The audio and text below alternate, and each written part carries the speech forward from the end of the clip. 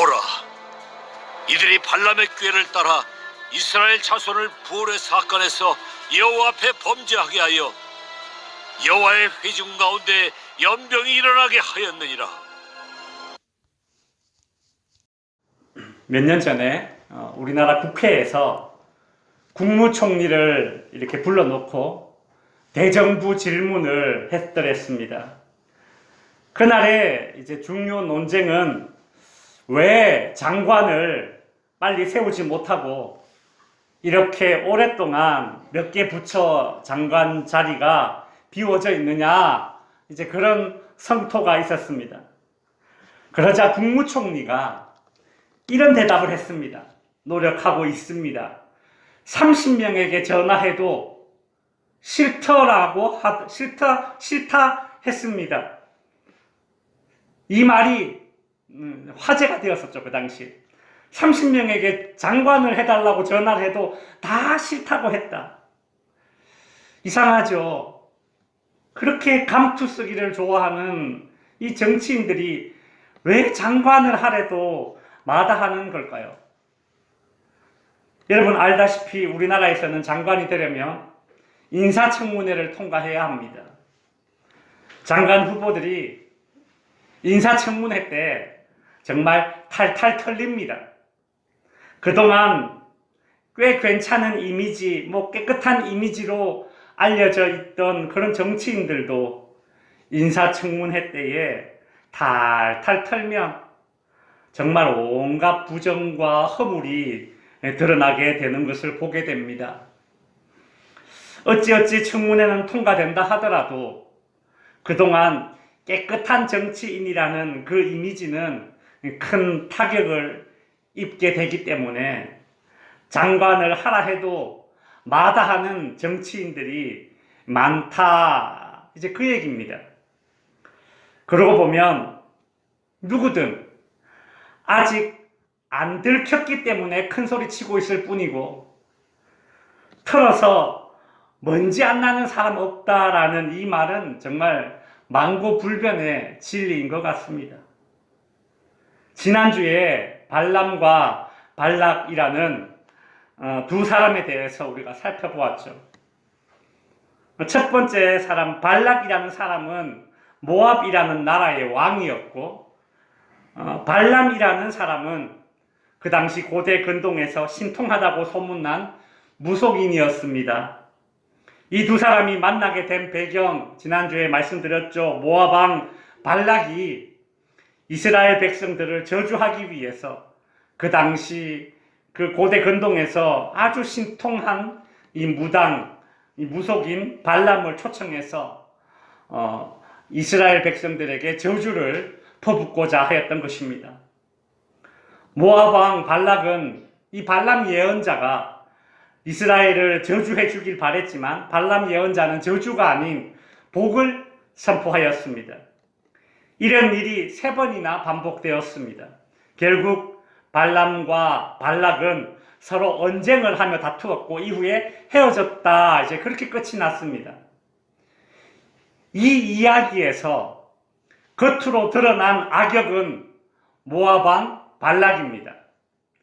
발락 왕의 행동을 보면 아주 대놓고 나쁜 놈입니다. 그렇다면 발람 예언자는 어땠을까요? 대놓고 나쁜 놈이었던 발락 왕과 서로 언쟁을 하고 다퉜기 때문에 이 발람 예언자는 의로운 사람이다 라고 보면 될까요? 나쁜 놈이랑 반대편에 서서 싸우면 보통은 착한 편이지 않습니까? 민수기 25장 25절에 보면 발람이 일어나 자기 곳으로 돌아가고 발락도 자기 길로 갔더라, 이렇게 이 두 사람의 헤어지는 장면을 소개하고 있죠. 이 발락 왕과 발람 예언자는 서로 가는 길이 다르구나, 갈라섰구나, 그렇게 이 본문이 읽혀집니다. 우리가 지난주에 대놓고 나쁜 놈이었던 이 모압 왕 발락을 살펴보았다면 오늘은 그 모압 왕의 초대를 받았던 이 예언자 발람은 과연 어떤 사람이었는지, 마치 인사청문회 하듯이 오늘 한번 자세히 살펴볼까 합니다.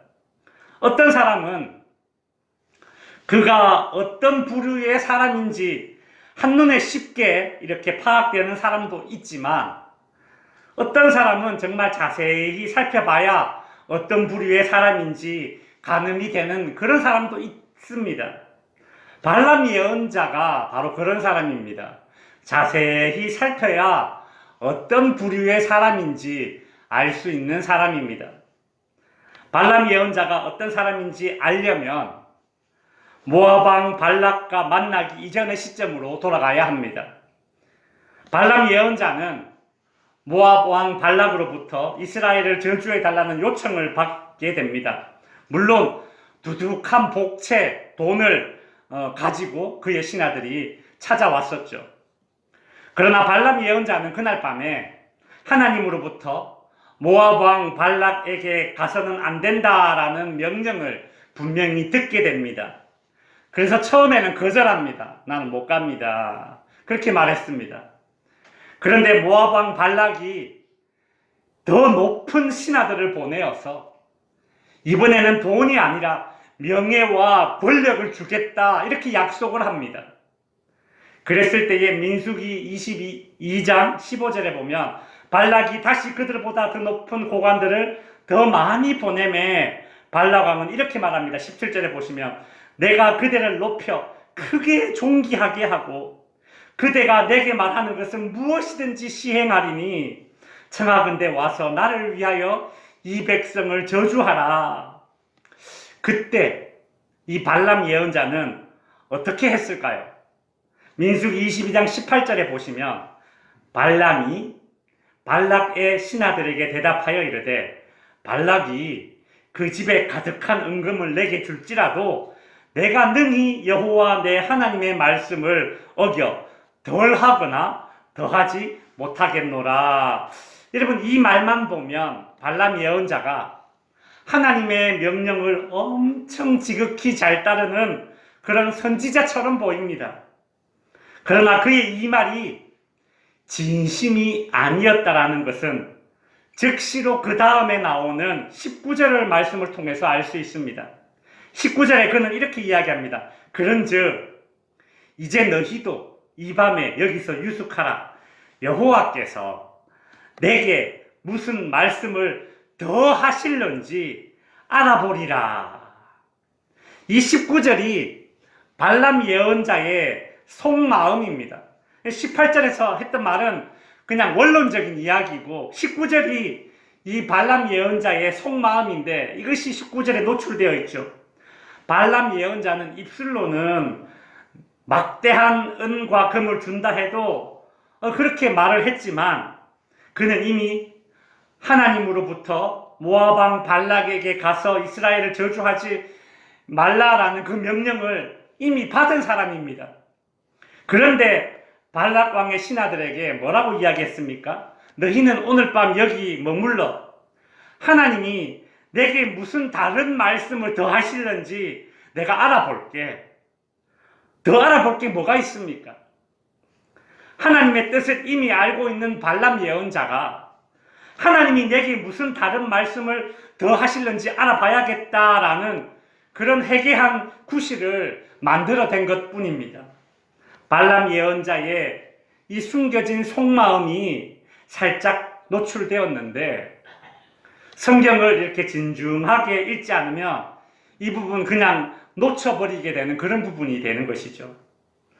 그날 밤에 하나님께서 이 발람 예언자에게 나타나셔서 발락 왕에게 가라라는 말씀을 하십니다. 이 부분이 우리를 좀 헷갈리게 하는 부분이죠.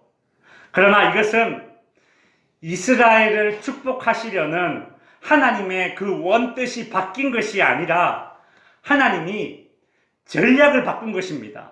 어떻게요?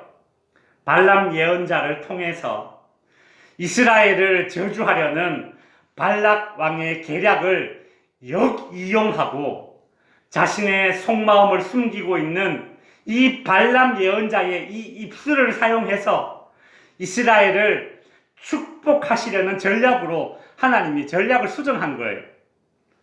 발람 예언자는 자신의 속마음을 교모히 숨기고 발락 왕에게로 가고 있지만 하나님은 이미 그의 속마음을 다 알고 계십니다.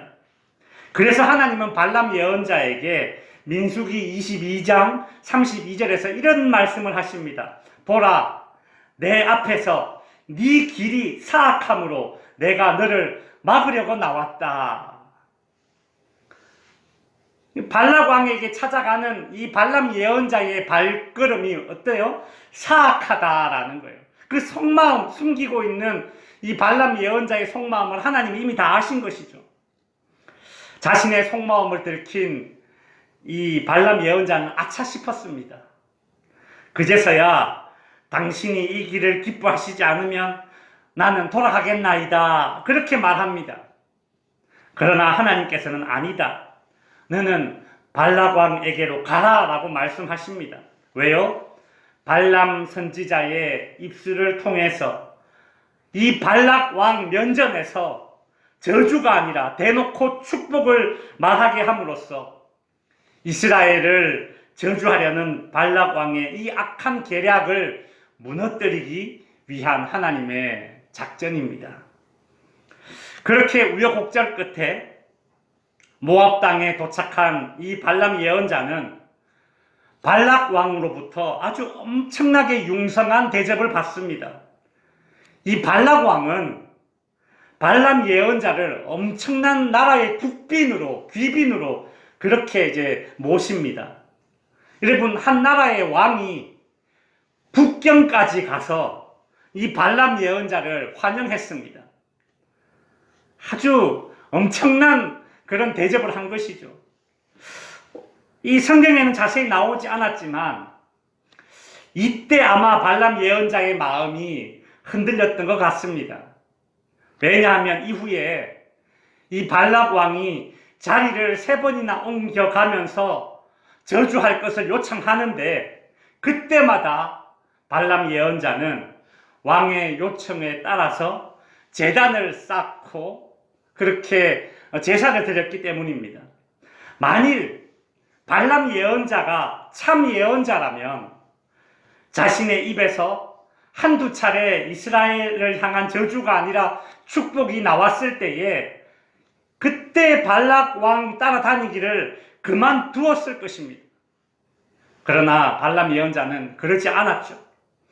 행여나 하나님이 다른 말씀을 하시지는 않을까라는 그런 기대는 발락 왕만 가지고 있었던 것이 아니라 발람 예언자도 속으로 가지고 있었던 것입니다. 발락 왕은 대놓고 그런 기대를 표현했다면 이 발람 예언자는 그런 기대를 숨겨놓고 발락 왕을 따라다닌 것입니다. 다만 그때마다 하나님께서 이 발람 예언자의 입술에 저주가 아닌 축복의 말씀을 넣어주셨기 때문에 그저 발람 예언자는 축복을 할 수밖에 없었던 것입니다. 대놓고 이스라엘을 저주하려는 모압 왕 발락의 계략은 실패로 돌아갔고 발락 왕의 요구를 못 이기는 척 들어주어서 어떻게 부귀영화를 권세를 한번 누려보려는 이 욕망을 숨겨놓았던 발람 예언자의 계략도 실패로 돌아갔습니다. 이 둘은 한바탕 언쟁을 하고 서로 갈 길을 갔습니다. 그렇게 이 이야기가 끝난 줄 알았습니다. 그런데 엄청난 사건이 이 일 후에 벌어집니다. 이스라엘을 대놓고 저주하려던 모압 왕 발락의 계략은 실패로 돌아갔는데 이 사건 직후에 민수기 25장 1절 2절에 보면 이런 사건이 벌어집니다. 이스라엘이 시딤에 머물러 있더니 그 백성이 모압 여자들과 음행하기를 시작하니라. 그 여자들이 자기 신들에게 제사할 때에 이스라엘 백성을 청하매 백성이 먹고 그들의 신들에게 절함으로 발락 왕과 이 발람 예언자가 서로 언쟁을 하고 헤어진 이후에 이 모압 여자들이 이스라엘 사람들을 우상 숭배하는 자리에 초대해서 서로 음행을 하고 우상에게 바친 제물을 먹고 마시는 사건이 일어났습니다.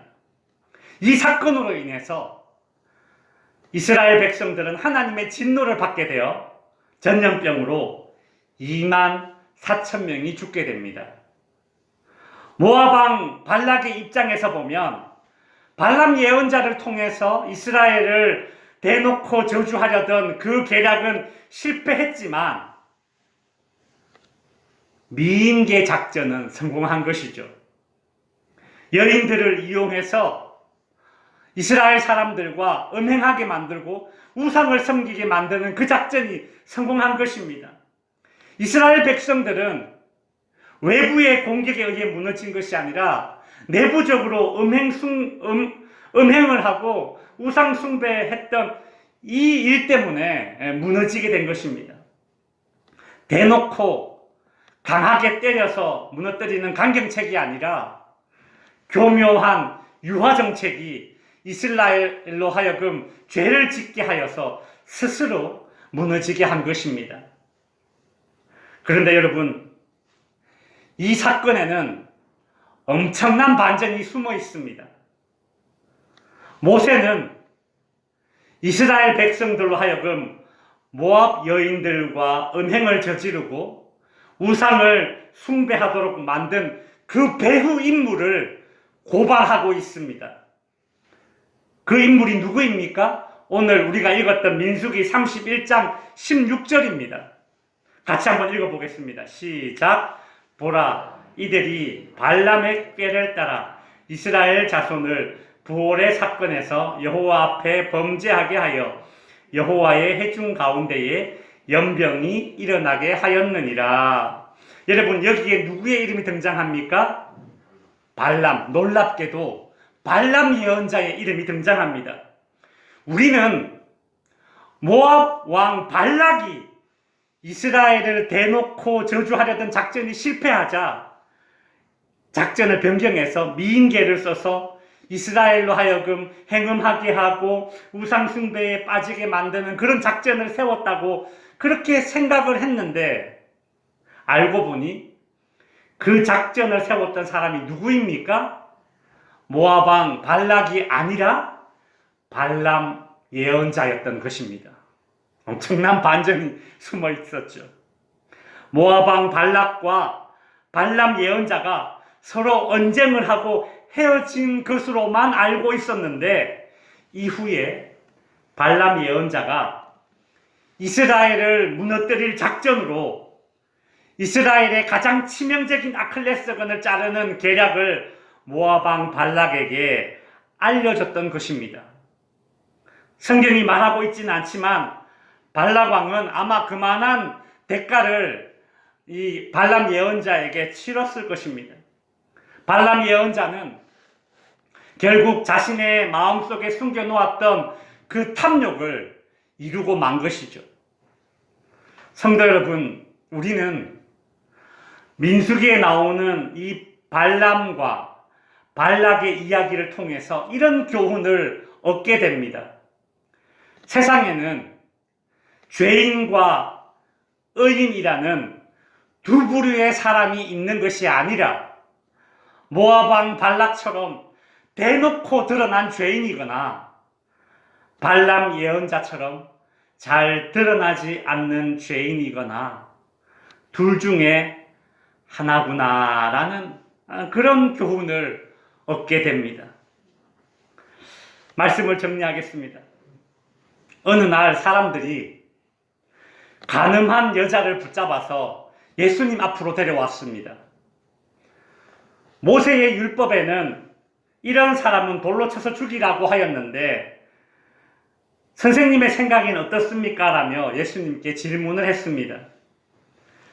이스라엘 사람들이 예전부터 따르고 있던 구약의 율법에서 간음은 사형죄에 해당되었습니다. 그런데 이 당시 이스라엘은 로마의 식민지였기 때문에 로마에서 사형으로 해당되는 죄를 지어야지만 사형 집행을 할 수 있었습니다. 예수님이 만약 구약의 율법을 따라서 가늠한 여인에게 돌을 던지라 라고 말한다면 로마의 법을 어기게 되는 겁니다. 반대로 만일 예수님이 여인에게 돌을 던져서는 안 된다 라고 대답을 한다면 구약의 율법을 어기게 되는 겁니다.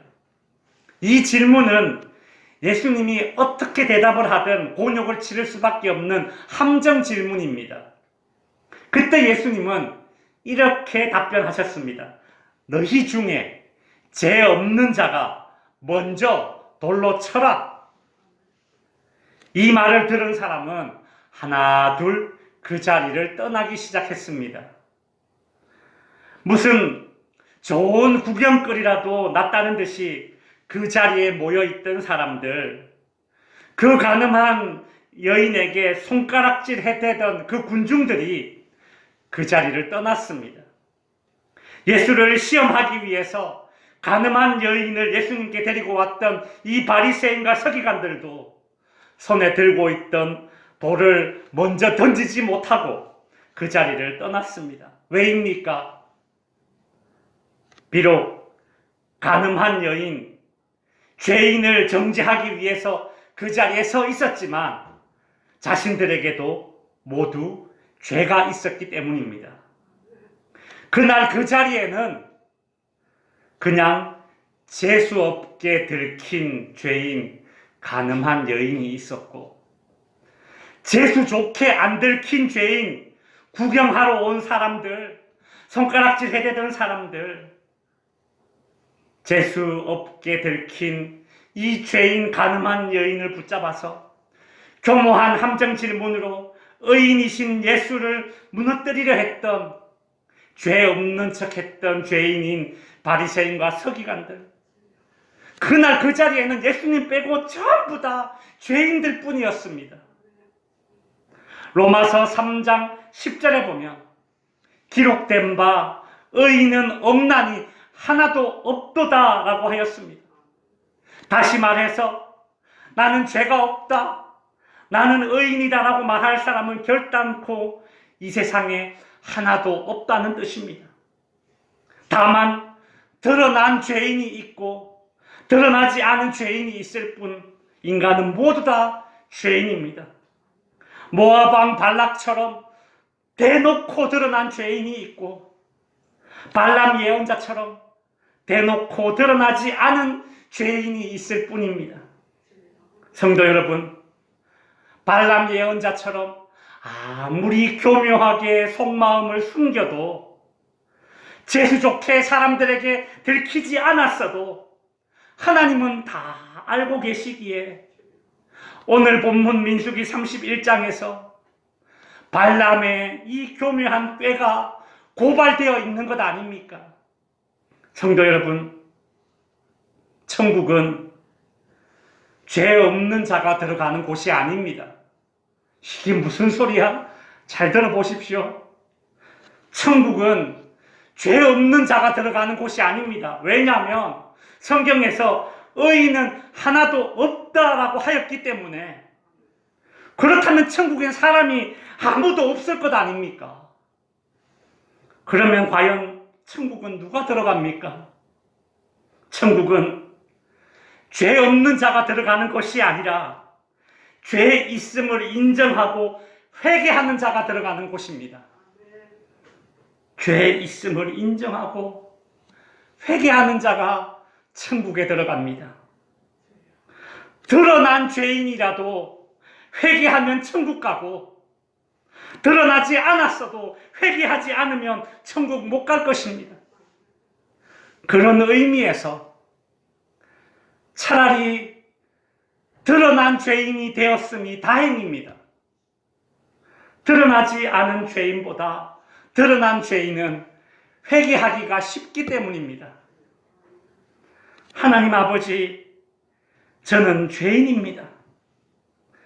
이렇게 말할 수 있는 자가 복 받을 자입니다. 덕지교회 성도 여러분, 우리의 과거와 현재와 미래를 다 아시며 우리의 겉과 속을 다 아시는 하나님 앞에서 우리 올 한 해에는, 아니 남은 일평생에 정말 벌거벗은 자로 살아가는 저와 여러분이 되시기를 바랍니다. 하나님 앞에 진실된 자가, 진솔한 자가, 숨겨놓지 않는 자가 누리게 되는 마음과 평안, 천국을 미리 맛보는 그런 은혜가 덕지교회 모든 성도님들에게 임하시기를 주님의 이름으로 간절히 축원드립니다. 기도하겠습니다. 하나님 아버지, 성경은 의인은 없나니 하나도 없다라고 하였습니다. 우리는 그저 이 세상을 살아갈 때에 때로는 드러난 죄인으로 살아가고 때로는 드러나지 않은 죄인으로 살아갈 뿐입니다. 그러나 하나님께서 연약한 인생을 긍휼히 여기시어 천국을 선물로 거저 주실 때에 죄 없는 자가 들어가는 것이 아니라 죄 있어도 회개하는 자가 들어가는 곳이 천국이 되게 하심을 감사드립니다. 하나님 아버지, 재수 좋게 들키지 않은 죄인으로 살아가지 않고 차라리 드러난 죄인이 되어서 하나님 앞에 회개하고 용서함 받은 인생이 되게 하여 주시고, 하나님 아버지, 저는 죄인입니다 라고 이렇게 말할 수 있는 복받을 자가 되게 하여 주시옵소서.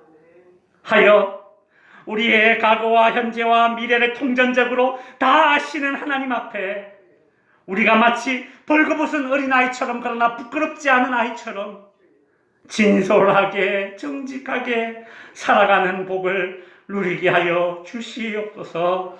감사드리며 거룩하신 예수님의 이름으로 기도드립니다. 아멘.